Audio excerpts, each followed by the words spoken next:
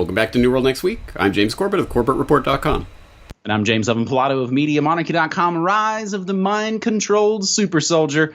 We got that story. Plus, Japan's got a lot of plutonium. But first, U.S. Treasury Secretary allows dark money group to keep donors secret. This comes from Rachel Blevins via the always interesting Free Thought Project. When politicians and mainstream media outlets, and it generally seems like everybody, obsess over the Trump-Putin summit, quietly, the United States Treasury announced it will no longer force dark money groups or certain tax-exempt organizations to disclose their financial donors. Traditional charity groups still must disclose donors in order to get those theft-exempt donations. The change allows labor unions, nonprofits, and issue advocacy groups to be free from being forced to adhere to confidential disclosure agreements. While some have gone as far as to praise this as actually a win for privacy, they're applauding a change that will basically allow those little Congress critters and folks to be less transparent with their constituents. Even Reuters noted the change, quote, protects the privacy of wealthy donors of dark money donations to politically active groups. These dark money groups include all the favorite purveyors of the phony left-right paradigm, such as the National Rifle Association, Planned Parenthood, the Koch brothers, and George Soros' Open Society Foundation. James, we will include that link to that Reuters article. U.S. Treasury moves to protect identities of dark money political donors, and somewhere in the comments of all this kind of says that maybe the voters get what they deserve. James? Well, I think you're right to point out the left-right aspect of this, because the one headline that I saw about this, and I don't remember where, but I saw the headline, something about now the Koch brothers can donate in secrecy or whatever, as if it doesn't apply to the Soros Foundation and other things like that as well. And of course, every outlet is going to have their left spin on it or their right spin on it, and that's all you'll see, and everyone living in their filter bubbles will see what they want to see.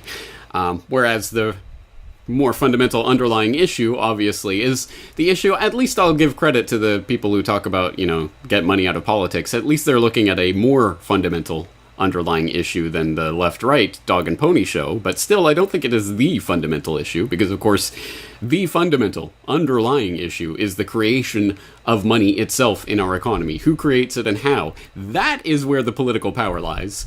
As that old Meyer Amschel Rothschild quote, whether it's spurious or not, it's true. Give me the power to create money and I care not who makes the laws, or whatever the quote is. That is essentially true. So it is ultimately the people who are creating the money who are deciding what is happening politically. It is not the political puppets. It doesn't matter, whether you're voting left or voting right. So that's the fundamental underlying issue here, and I think that was exposed quite starkly at the end of the Obama administration, when it was revealed that, it turns out that Obama's entire cabinet back in 2008 was picked before he was even won the election by Citigroup executive Michael Froman. And we'll put the link in for people who don't remember that particular incident. But yeah, so, those are the people who are really deciding what's going on. But here we go. Now people can get outraged about their left bugaboo or their right bugaboo and forget that the fundamental issue is that that's not who's really steering politics in the first place, is it? So, James, I think this would make a good meme. I don't know where it originates from, but you've seen it, the idea that it moves through this sort of progression of thought. So maybe somebody needs to make that meme for us as the sort of, getting money out of politics. That's kind of using your brain, but questioning where the money comes from. That's how you achieve this sort of transcendence. That's a great way to start episode 347 of New World Next Week for July 19th, 2018. Our second story, James, was brought to our attention by you. And so this is your backyard. Japan, U.S. renew nuke pact amid Japan plutonium stock concern. Japan has amassed enough plutonium to make 6,000 atomic bombs as part of a program to fuel its nuclear plants, but concern is growing that the stockpile is vulnerable to terrorists and or natural disasters. Japan has long been the world's only non-nuclear armed country, with a program to reprocess spent nuclear fuel from its power plants into plutonium. A decade-old deal with the United States, which allows Japan to reprocess plutonium, was renewed this week, but the pact can be terminated by either side with 6 months' notice. So Although Japan has vowed that the materials, this is always the classic story, never be used for military purposes, it's now amassed vastly more plutonium than it could ever use, since many of its nuclear plants still offline for 7+ years after Fukushima.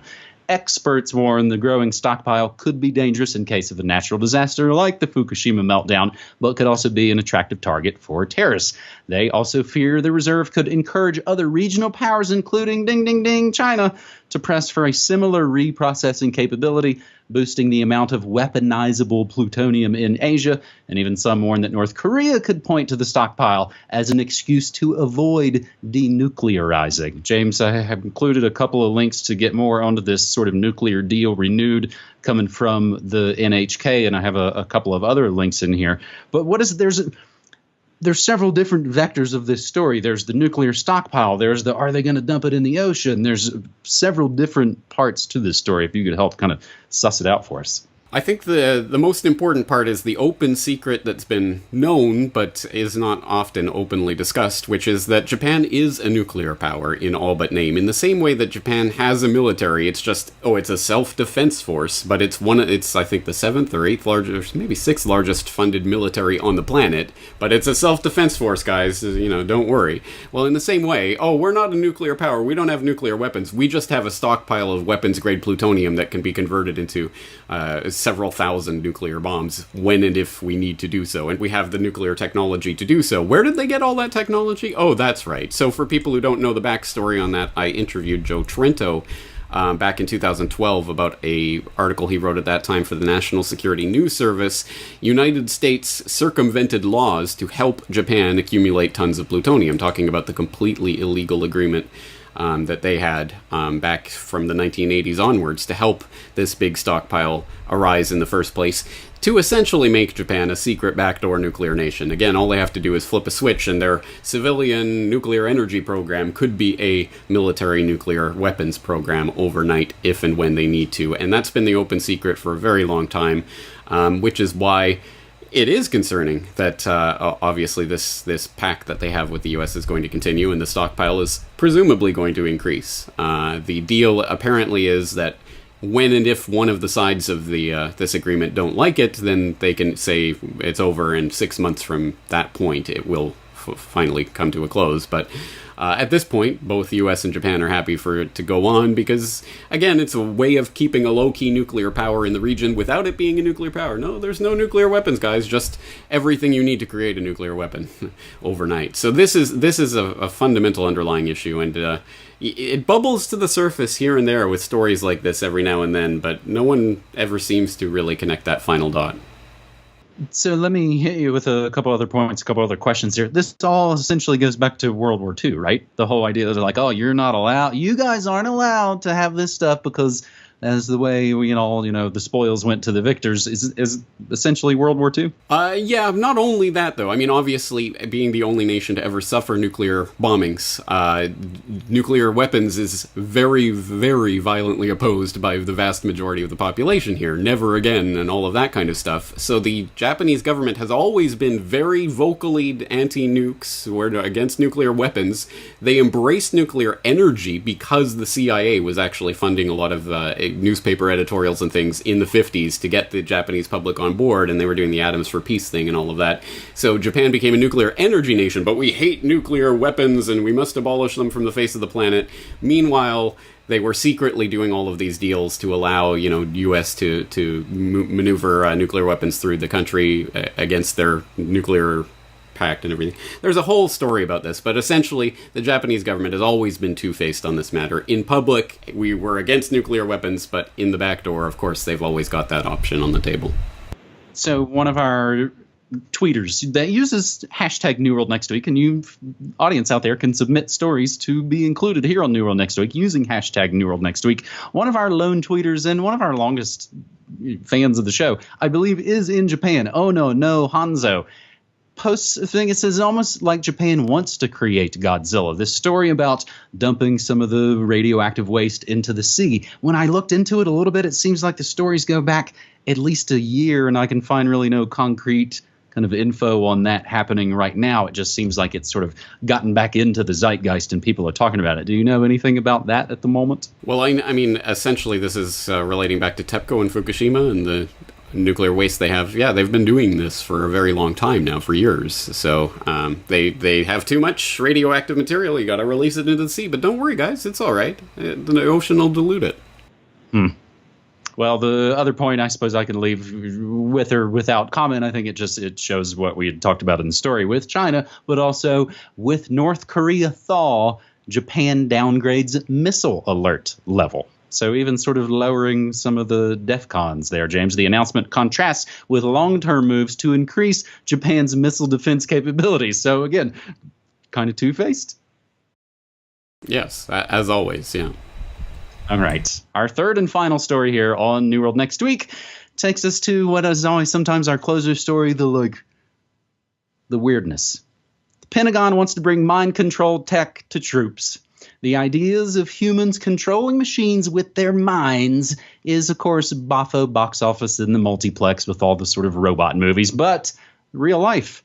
DARPA, Defense Advanced Research Projects Agency, is selecting teams to develop a neural interface that would both allow troops to connect to military systems using their brainwaves and then let those systems transmit back information directly to users' brains. The next generation non-surgical neurotechnology, or N3, aims to combine the speed and processing power of computers with humans' ability to adapt to complex situations. In other words, the technology would let people control, feel, and interact with a remote machine as though it were part of their own body. DARPA began studying interactions between humans and machines in the 60s. So you think they're probably getting pretty good at it by this point. The technology that merges the two may sound far-fetched. The organization has already proved it's possible. The articles that we cite, and again, of course, everything that we say and mention in these shows, always linked down in the show notes, go through, of course, all the cyborg whiz-bang stuff that they've already created for guys. While this might fuel conspiracy theories about government mind reading and mind control, the DARPA docs claim this won't be the case. Scientists are only beginning to figure out how the brain's 100 billion neurons interact, so controlling those interactions is next to impossible. Instead, he said it's better to think of the N3 technology as a means to use a computer or smartphone without a mouse, without a keyboard, without a touchscreen. Gosh, this kind of reminds me a lot of your latest episode, James. Welcome to your driverless future, which we could talk about. You've had some kind of mixed reactions on. We'll talk about that second. But first, DARPA super soldiers. Yeah, well, there's certainly the DARPA connection there, as I did play that DARPA clip in that episode talking about the hackability of these driverless technologies. And here we have DARPA saying, hey guys, we're going to have these mind control technologies. I don't think that's quite the right way of saying that, or it's not the right implication. But for people who don't know, obviously, about the history of DARPA and what it does, I would direct people back to my DARPA Exposed episode of the Corbett Report radio program. But I did write specifically about this brain initiative research that they were doing back last year in my The Brain Chip Cometh article, which is highly relevant to this, talking about the various technologies. Also, incidentally, talking about Elon Musk and his craziness. So, again, a little bit ahead of the trend, thankfully. But absolutely, this is just one more link in the chain of what is becoming the interconnected everything. And one of the interesting points that people are making with regard to Welcome to Your Driverless Future is that this is the perfect excuse to put the RFID tracking chips in absolutely everything, in your clothes, in your car, in your everything, so that we can have better sensors and better collision avoidance and things when everything is automated. Well, this is just another aspect of that. Now that everything's got chips in it and it's being tracked, well, now you can also control everything with your mind. It'll be a nirvana, a utopia that we can live in. Oh, it just means you'll have no privacy and you'll be potentially hackable yourself. But don't worry about that, guys. Convenience, convenience, convenience. It's always the rallying cry. So I guess my question is, it did seem like some of the reactions to the driverless future episodes seem like towards the end that you maybe take it too far. And I'll actually admit, when I was listening to it myself, there were moments I was like, oh, come on, we've got a long time before that's going to happen. If it took 100 years to sort of set up the highway system, not only on the streets, but also sort of ingrained in us, wouldn't it take 100 years for it to go away? It could, but I don't think it's going to. Anyway, we'll find out. And 10 years from now, it'll be like my You're Being Gamed episode, where you look back and say, holy crap, I can't believe you were talking about that 7 years ago. I have a feeling that's what it's going to be like, but hey, we'll find out. We'll find out as we will continue to make New World Next Week episodes. We're coming up on our 9-year anniversary. Hey, I got an idea. How about a slight little bit of good news? That latest episode of my Good News Next Week series, Get Smart, Dump That Dumb Phone, plus some good news, which actually concerns Elon Musk, believe it or not, about Flint water filters and some real news laws. So that is actually up only for Media Monarchy patrons right now at patreon.com/Media Monarchy, trying to find some ways to sort of get people into the Media Monarchy community. And as I like to say at the end of these episodes, I stream news, music, and memes and more Monday through Friday, 9 to 5 Pacific time at MediaMonarchy.com/listen.